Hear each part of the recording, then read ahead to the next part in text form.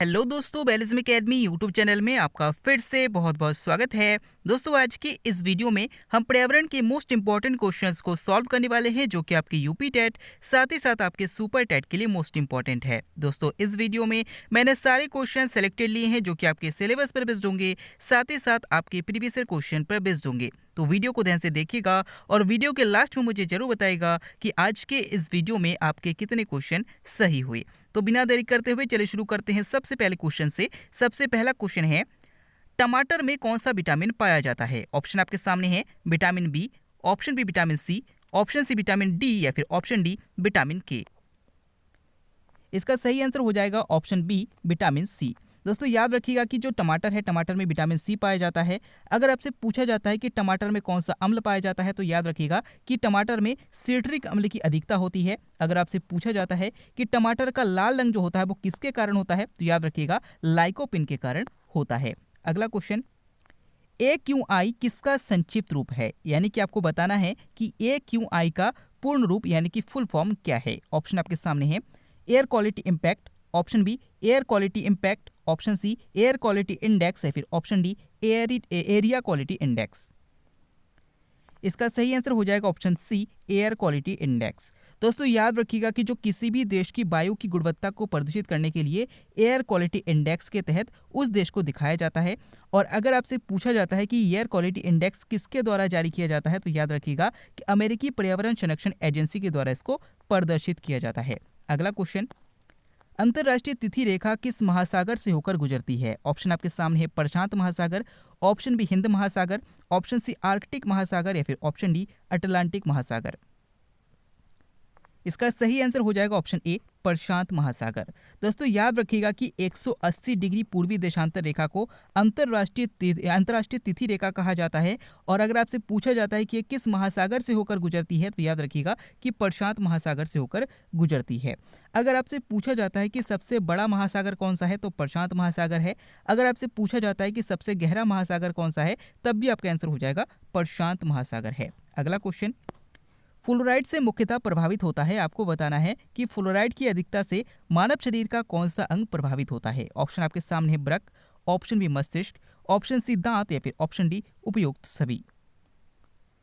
इसका सही आंसर हो जाएगा ऑप्शन सी दांत। दोस्तों, याद रखिएगा कि जो सामान्यतः जल होते हैं उनमें फ्लोराइड पाया जाता है, लेकिन एक निश्चित मात्रा से अधिक अगर फ्लोराइड की मात्रा हो जाती है तो हमारे दांतों में जो है वो सड़न होने लगती है और इस रोग को फ्लोरोसिस रोग कहा जाता है। तो अगर आपसे पूछा जाता है कि फ्लोराइड से कौन सा रोग हो जाता है, तो फ्लोरोसिस रोग हो जाता है। अगला क्वेश्चन, मानव शरीर का एकमात्र अंग जो पुनः विकसित हो सकता है वह कौन सा है? ऑप्शन आपके सामने, हृदय, ऑप्शन बी अग्न्याशय, ऑप्शन सी पित्ताशय या फिर ऑप्शन डी यकृत। इसका सही आंसर हो जाएगा ऑप्शन डी यकृत।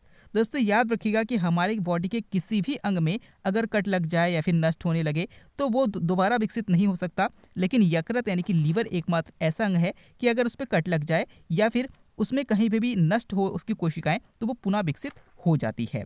अगला क्वेश्चन, किस पक्षी का अंडा सबसे छोटा होता है? ऑप्शन आपके सामने है, कीवी, ऑप्शन बी फाख्ता, ऑप्शन सी बाज या फिर ऑप्शन डी गुंजन।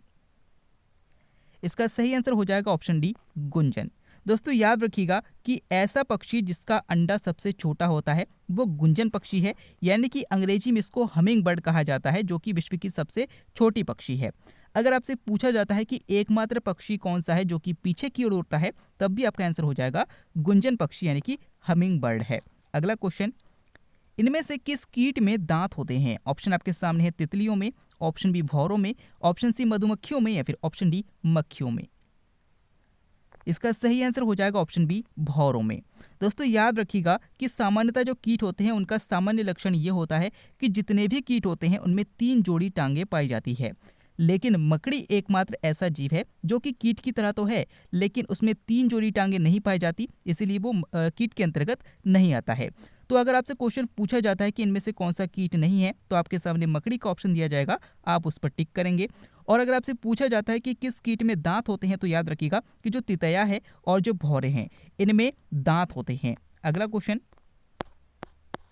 राष्ट्रीय गीत किस उपन्यास से लिया गया है? ऑप्शन आपके सामने है, गोदान, ऑप्शन बी गोरा, ऑप्शन सी आनंद मठ या फिर ऑप्शन डी चिदम्बरा। इसका सही आंसर हो जाएगा ऑप्शन सी आनंद मठ। दोस्तों याद रखिएगा कि जो राष्ट्रगीत है उसको आनंद मठ उपन्यास जो कि बंकिम चंद्र चट्टोपाध्याय के द्वारा लिखा गया है उससे लिया गया है। अगर आपसे पूछा जाता है कि राष्ट्रीय गीत को सबसे पहली बार कब गाया गया था, तो याद रखिएगा कि 1896 के कलकत्ता अधिवेशन में इसको गाया गया था। अगला क्वेश्चन, एंजाइम मूलतः होते हैं, आपको बताना है कि एंजाइम मूलतः क्या होते हैं। ऑप्शन आपके सामने है वसा, option B protein, option C vitamin या फिर ऑप्शन डी कार्बोहाइड्रेट। इसका सही आंसर हो जाएगा ऑप्शन बी प्रोटीन। दोस्तों याद रखिएगा कि जितने भी एंजाइम होते हैं वो मूलतः प्रोटीन होते हैं। अगला क्वेश्चन, पेट्रोलियम किस प्रकार के चट्टानों से पाए जाते हैं, यानी कि ऑप्शन आपके सामने है आग्नेय चट्टान, ऑप्शन बी कायांतरित चट्टान, ऑप्शन सी अवसादी चट्टान या फिर ऑप्शन डी उपयुक्त सभी। इसका सही आंसर हो जाएगा ऑप्शन बी कायांतरित चट्टान। दोस्तों याद रखिएगा कि जो पेट्रोलियम पाए जाते हैं वो कायांतरित चट्टान में पाए जाते हैं। और अगर आपसे पूछा जाता है कि कोयला किस प्रकार के चट्टानों में पाया जाता है, तो आपका आंसर हो जाएगा अवसादी चट्टानों में पाया जाता है। अगला क्वेश्चन, फॉरेस्ट रिसर्च सेंटर का मुख्यालय कहाँ है। ऑप्शन आपके सामने है Lucknow, option B Bhopal, option C Dehradun या फिर ऑप्शन डी नागपुर। इसका सही आंसर हो जाएगा ऑप्शन सी देहरादून। दोस्तों याद रखिएगा कि फॉरेस्ट रिसर्च सेंटर यानी कि वन अनुसंधान संस्थान देहरादून में है। अगला क्वेश्चन, नेक्स्ट क्वेश्चन है, भारत का पहला पूर्ण साक्षर बनने वाला जिला का गौरव किसे प्राप्त है। ऑप्शन आपके सामने है Ernakulam, option B Idukki, option C Kottayam या फिर ऑप्शन डी कोझिकोड। इसका सही आंसर हो जाएगा ऑप्शन ए एर्नाकुलम। दोस्तों याद रखिएगा कि 5 मई 1988 को राष्ट्रीय साक्षरता मिशन शुरू किया गया था और इसी को एक निश्चित दिशा दिखाने के लिए केरल राज्य में संपूर्ण साक्षरता मिशन चलाया गया था। और इसी के तहत सबसे पहली बार केरल में जो एर्नाकुलम जिले है इसको पूरी तरीके से साक्षर कर दिया गया था। तो याद रखिएगा कि भारत का पहला जिला जो है जो कि पूर्ण साक्षर हो गया था, तो याद रखिएगा एर्नाकुलम है जो कि केरल में है। अगला क्वेश्चन, ग्रीन ऑस्कर किसे कहा जाता है। ऑप्शन आपके सामने है टाइलर पुरस्कार, ऑप्शन बी नॉर्मन बोल्लक पुरस्कार, ऑप्शन सी भटनागर पुरस्कार या फिर ऑप्शन डी गोल्डन पांडा पुरस्कार। इसका सही आंसर हो जाएगा ऑप्शन डी गोल्डन पांडा पुरस्कार। दोस्तों याद रखिएगा कि जो गोल्डन पांडा पुरस्कार है ये पर्यावरण के क्षेत्र में दिया जाने वाला सबसे बड़ा पुरस्कार है और इसे ग्रीन ऑस्कर के नाम से भी जाना जाता है। और अगर आपसे पूछा जाता है कि नॉर्मन बोल्लक पुरस्कार किस क्षेत्र में दिया जाता है, तो कृषि के क्षेत्र में दिया जाता है। अगला क्वेश्चन, किस व्यक्ति के समाधि स्थल को विजय घाट कहते हैं। ऑप्शन आपके सामने है Mahatma Gandhi, option B Lal Bahadur Shastri, option C Jagjivan Ram या फिर ऑप्शन डी चौधरी चरण सिंह। इसका सही आंसर हो जाएगा ऑप्शन बी लाल बहादुर शास्त्री। दोस्तों याद रखिएगा कि लाल बहादुर शास्त्री जो कि हमारे पूर्व प्रधानमंत्री थे, इनके समाधि स्थल को विजय घाट कहा जाता है। अगर आपसे पूछा जाता है कि महात्मा गांधी के समाधि स्थल को क्या कहते हैं, तो राजघाट कहा जाता है। अगर आपसे पूछा जाता है कि जगजीवन राम के समाधि स्थल को क्या कहा जाता है, तो समता स्थल कहा जाता है। और अगर आपसे पूछा जाता है कि चौधरी चरण सिंह के समाधि स्थल को क्या कहा जाता है, तो याद रखिएगा कि किसान घाट कहा जाता है। अगला क्वेश्चन, कैंसर के उपचार में प्रयुक्त उत्कृष्ट गैस कौन सी है। ऑप्शन आपके सामने argon, option B radon, option C helium या फिर ऑप्शन डी बोरान। इसका सही आंसर हो जाएगा ऑप्शन बी रेडॉन। दोस्तों याद रखिएगा कि जो रेडॉन गैस है वो कैंसर के उपचार में प्रयुक्त की जाती है। और अगर आपसे पूछा जाता है कि वायुमंडल में जो नोबेल गैसेस होती है उनमें कौन सी गैस नहीं पाई जाती, तो याद रखिएगा कि जो रेडॉन गैस है वो नहीं पाई जाती है। अगला क्वेश्चन, पक्षियों के हड्डियों को पाउडर के रूप में कृषि में प्रयोग किया जाता है क्योंकि इनमें भरपूर होता है। आपको बताना है कि पक्षियों की हड्डियों को पाउडर बनाया जाता है उसमें किसकी अधिकता होती है जिस कारण उसे कृषि में प्रयोग किया जाता है। ऑप्शन आपके सामने है potassium, option B phosphorus, option C nitrogen या फिर ऑप्शन डी सल्फर। इसका सही आंसर हो जाएगा ऑप्शन बी फास्फोरस। दोस्तों याद रखिएगा कि जो पक्षियों की हड्डियां होती है उनको पाउडर बनाया जाता है और कृषि में इस्तेमाल किया जाता है क्योंकि इसमें फास्फोरस की अधिकता होती है। और अगर आपसे पूछा जाता है कि लहसुन से यानी कि जो प्याज होते हैं, जो लहसुन होते हैं, उनमें गंध किसके कारण होता है, तो याद रखिएगा सल्फर के कारण होता है। अगला क्वेश्चन, सूर्य की सतह पर हाइड्रोजन के अलावा कौन सा दूसरा तत्व बहुतायत में पाया जाता है। ऑप्शन आपके सामने है argon, option B helium, option C radon या फिर ऑप्शन डी नाइट्रोजन। इसका सही आंसर हो जाएगा ऑप्शन बी हीलियम। दोस्तों याद रखिएगा कि सूर्य में नाभिकीय संलयन क्रिया होती है और इनमें लगभग 71% हाइड्रोजन पाया जाता है और उसके बाद सबसे अधिक हीलियम पाया जाता है।